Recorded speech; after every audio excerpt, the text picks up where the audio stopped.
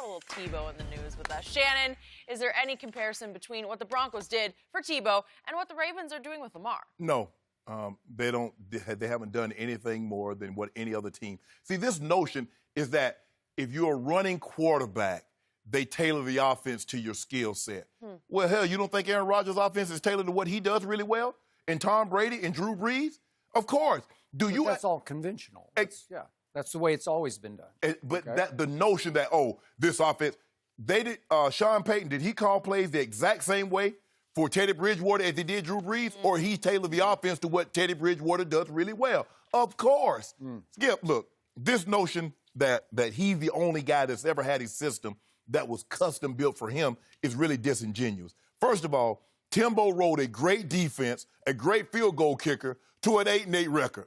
They lost their last 3 games, Jenny, and they lost the final game of the season 7-3.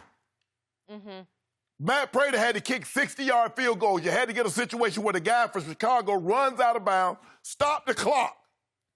Hold on, something else. Lamar team. Did you know, Skip, Lamar Jackson team leads the NFL in scoring? Tim Tebow, in his 11 starts, they averaged 18.5 points a game, which was 24th.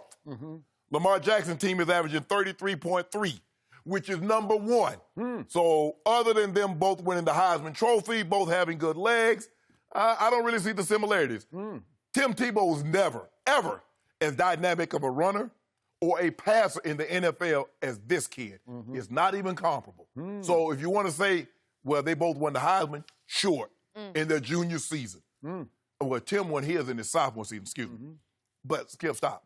That's where it stops. That's where it ends. There's no comparison. It's not even close.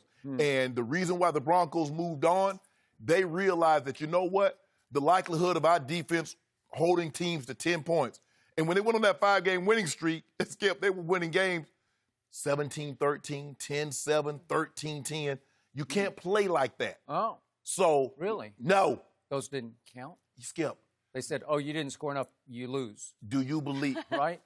There's a reason why. And the reason why the Ravens, after that historic defense in 2000, they say, what's the likelihood of our defense coming back and giving up another 165 points for the entirety of the season? You're going to have to score. The one thing that this team can do, because their defense, the Ravens defense is good, it's not dynamic, it's not great, they can put points on the board. And the Broncos, they struggled doing that. It was a defensive battle, and Matt Prater, time after time, had to walk on the field at the end of the day and kick 60-yarders, 58-yard field goals. If you think that's sustainable for a 5 or 10-year time frame, it's not. Okay. So help me out here. Tim Tebow in 2011 started 11 games stretch. And how many times did he walk into your restaurant and you said, come on in, Tim? How many times out of 11? Skip, that's not what we... 7 out of 11 times he came to your restaurant and you said, come on in. And by the way, he was the most famous player who ever walked into your restaurant. No, he wasn't. Yes, he was. No. Name somebody more famous. Dak. Dak's lived at your restaurant. Yeah, he's got his own private room with bottle service. Especially last month. Specials as well. Yeah. Here's what happened. Tim Tebow blazed a trail. He opened a door that Lamar is running through. And I will be the first to give you this. Lamar's a better thrower. The football, even though he's not a great thrower, but he's better than Tim Tebow, maybe markedly better than Tim. Yeah. Until crunch time. Tim Tebow was really good in crunch time throwing the football. But I'm also going to give you this. Lamar's a way better runner than Tim Tebow. And Tim was a credible runner in the NFL. There were different types of runners. Okay. One was more of a bulldozer, more of a pickup truck. The other guy was a Lamborghini Ferrari. Right, because I think Tim went 245-ish, somewhere in there, right in there, 250-ish. And he could run over you occasionally on 3rd and 4. He could run over you, keep it on the read option, right? So what happened? That team was 1-4, just dead in the Denver water. And John Elway had taken over. John Fox had taken over. New regime. They did not draft Tim Tebow. Who did? Josh McDaniels, now calling plays for Tom Brady. Josh McDaniels was gone. He had gotten fired over another incident that had nothing really to do with actually coaching the football team, but he was out. But what did he say? Again, I said before the draft that year, I'd take Tim at the bottom of the first round, only if I was committed to letting him run his college offense.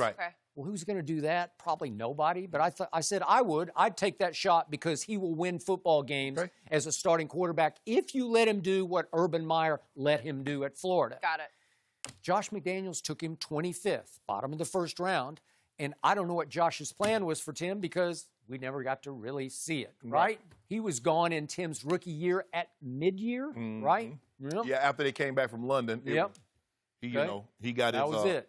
He got his camera out, Jenny. Yep, got his camera out, and he was out. Yes. So we get to the next year, and Kyle Orton is the starting quarterback for 5 games, and they are just abysmal. They are dismal. They're unwatchable. So Elway and Fox finally said, let's get this Tebow thing over with. People are clamoring for Tim Tebow. Let's give them Tim Tebow at Miami in game number 6. Yep.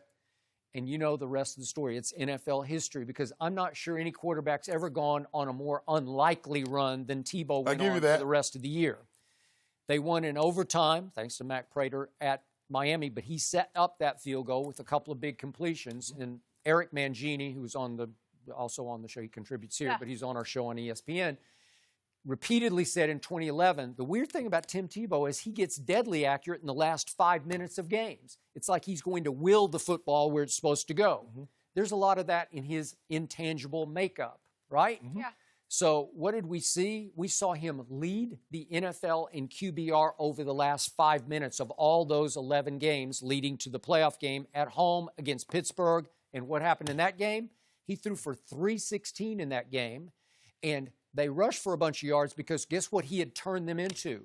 The #1 rushing attack in pro football. So the phrase that I hate the most, but I always use, there are different ways to skin this cat. Well, he was skinning it a whole different way than anybody had ever skinned it because they were leading the league in rushing. They were controlling the football. They were often keeping the defense off the field. It had been awful for the first 5 games. It had the capability with Von Miller to be pretty good. And yet that style, that sort of recipe was winning a lot of football games. It was. Okay, so it worked. And then I saw something in that article you mentioned that Tebow couldn't sustain. Well, he never got a chance to sustain it because that was the end of Tim Tebow, as we knew and for a moment loved him. Because Denver had Peyton Manning knocked on the door in the offseason. Can I play here? Yeah. Would I go with Peyton Manning over Tim Tebow? You better. Well, they was moving on if had Peyton not knocked on their door. Okay, well, whatever. So Rex Ryan acquired Tim Tebow and promised him, according to Tim on the phone, I'm going to give you a shot to win the starting job. He didn't get a shot with the Jets. So again, they weren't going to give him a chance to do what Urban Meyer did at Florida. Well, he went to what you call him, Skip, Philly. Okay, but that was in the preseason. He went to the preseason. He actually played pretty well. And No, I he didn't. Yes, he did. I came on your show and told you he wasn't going to make it.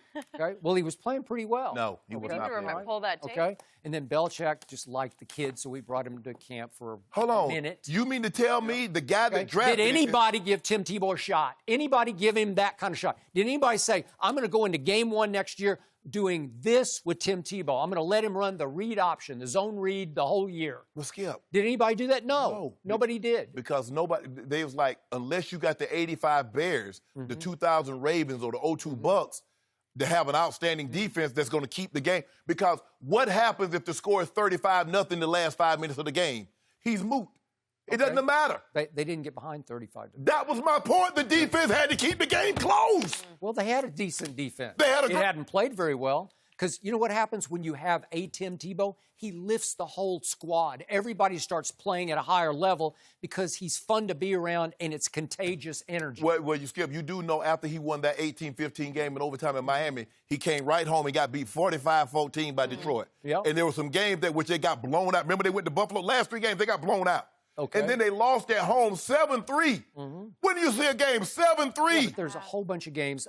We don't have time to go through all the 7 wins. There's some impressive wins in there. But Skip, there were 2 impressive wins in there. There were the Raiders win. He scored 38, and I think he scored 35 against someone else. At Minnesota. At Minnesota, yes. But other than that, Skip, 10-7, 13-10, 17-13. Skip. How about 29-23 over Roethlisberger and the Steelers? Geez. Well, how about that? Skip. And by the way, do you remember that last pass in overtime?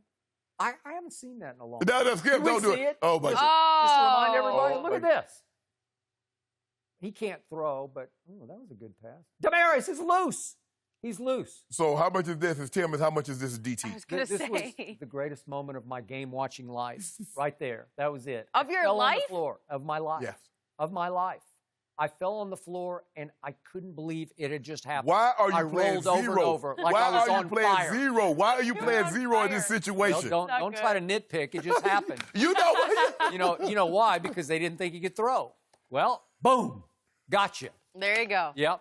The sky fell on the Pittsburgh I Steelers. tell you got what, to see that I give you footage again. I give you 2011 Tim Tebow, or I give you right now Lamar Jackson. Well, Who you taking? obviously, I'm taking Lamar Jackson, but do not underestimate Tebow in his prime. He's an older player now, but the winning intangibles were off the Well, charts. Lamar got those. Yeah, I think he does too. Definitely does. I would agree. But I'm just saying that blazed the trail. Thanks to Mike McCoy. I got to give Mike McCoy some credit because he just scrapped the whole offense. Kyle Orton's offense and said, no, we're going to do this. And all of a sudden, Willis McGahee and Tim Tebow are leading the league in rushing.